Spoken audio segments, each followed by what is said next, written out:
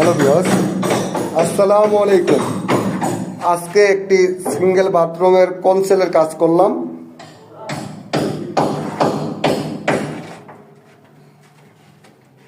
এই যে পয়েন্টটা দেখছেন, এটা হলো ফেলাস ট্যাঙ্কির জন্য এই পয়েন্টটা দিয়েছি, আর এটা হলো পুশের জন্য এই পয়েন্টটা দিয়েছি। এটা হাইকমোড বসবে এই বাথরুমটায়।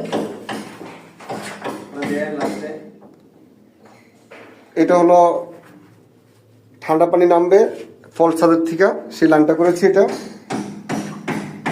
এটা সিঙ্গেল একটি কনসেলের কাজ। এটা হলো বাল্টির কল, এটা নিজের থেকে 32 ইঞ্চি এই বাল্টির কলটা দিয়েছি। এটা হলো ঝর্নার চাবি, আর উপরের এটা হলো ঝর্না লাগানোর জন্য এই পয়েন্টটা করা হয়েছে। আর এই পাশে